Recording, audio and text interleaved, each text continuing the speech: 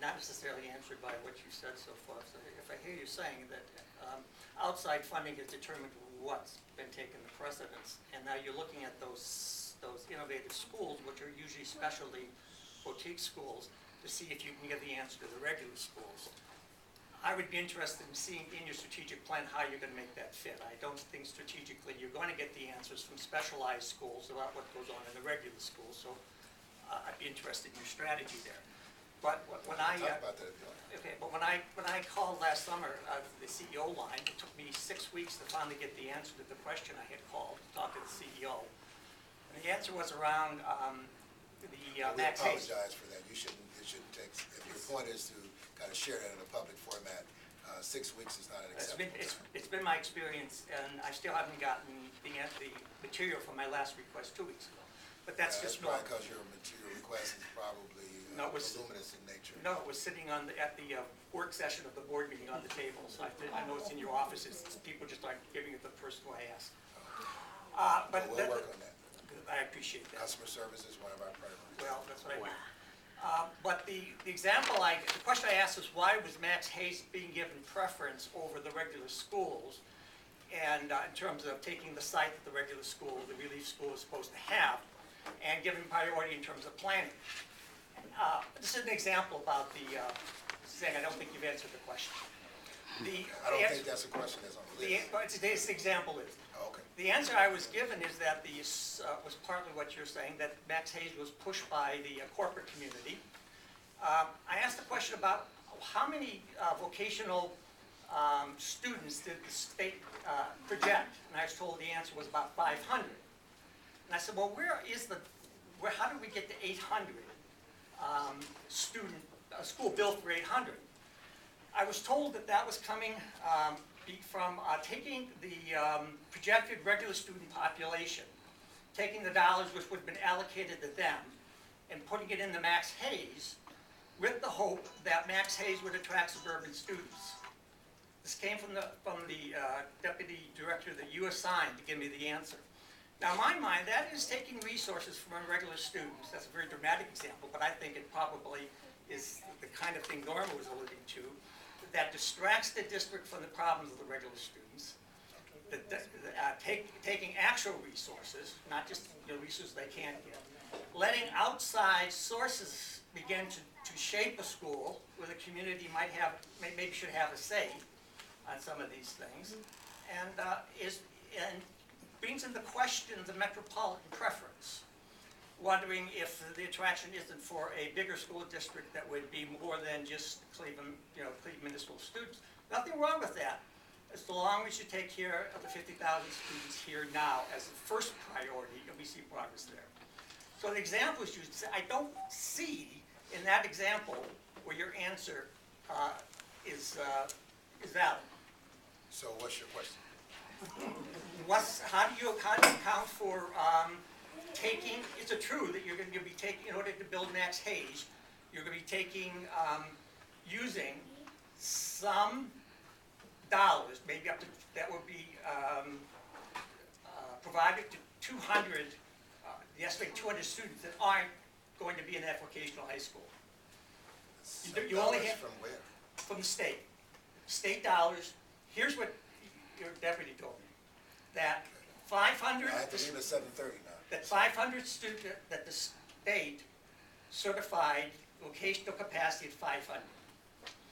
Where are you getting the dollars for the extra 300 capacity at Max Hayes? We're taking that extra 300 from the regular allocation, where the state projects to be regular non-vocational students. We're taking that money, putting it in Max Hayes, with the hope that Max Hayes will be such a standout that suburban students are going to come. That's the answer that was given to me and another person in the room today. But that seems to be you today? No, that was the answer that was given to me. Okay. Let me try to provide a fair amount of context. There is another question that was raised. You want me to respond to that, or you want me to? Yes, because that's one of the questions. Okay. 500, 300, please. Let me, first of all, just for the record, I have responded to Mr. Pelican in public forum before relative to his inquiry about our decision to select the 65th Street property for Max When? Hayes. At a forum, probably at either Rose or Marshall. We've had this is not the first time we've had this conversation. But you never gave me an answer. That's why I had to Well, call I for it. perhaps haven't given you the answer that you like, but this is the answer that I'm going to give again. And the answer is that we need to build a vocational center, high school, that is a 21st century school. And in order to do that, we've got to do something much differently than the way we've been doing it in the past. Now, in terms of the enrollment, we certainly want to have a range of students in that particular building. So I'm not going to commit to a certain number because we actually have a core team that will be a part of that design process. We'll be working with members in the community to ensure that there is valid and significant contribution to that effort.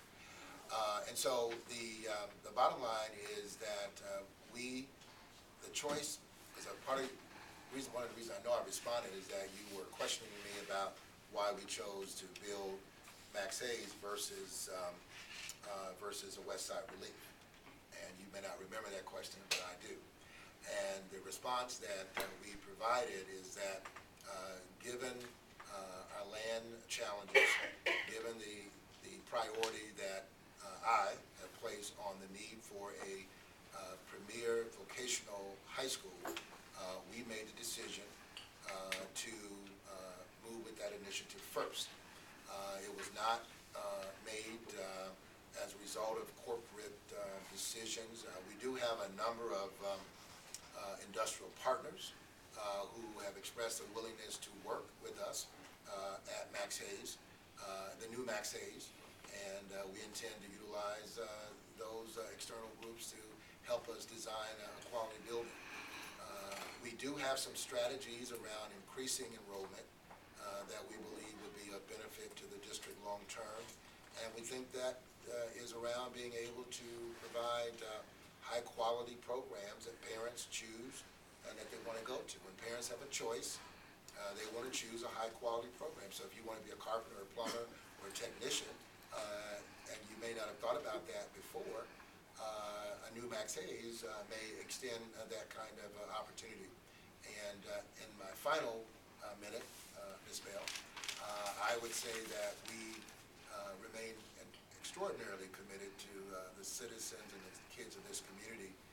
And our goal is to raise the bar across the board and to be positioned to have high standards. And you shouldn't have to go to a new school to get a good quality education in Cleveland, or an innovation school, or a STEM school, or a Ginn Academy. It ought to be across the board. We have not had that in this community for some time, in my opinion. And our commitment is to do our very best to ensure that we do the best we can. Let me thank you, Ms. Bell, for the opportunity to come tonight. I hope that my presence here is further evidence of my commitment to work with all members of our community to address critical issues. We have community forums, and we'll work to see why we're taking a long time to get a response back to you. But we will stay very committed to our confidence that education is the key variable of making a difference in our community. And we believe that working together is the best way to do it. We look forward to partnering with you in any way that we can to help our students become more successful. And thank you for the opportunity to be here. And one other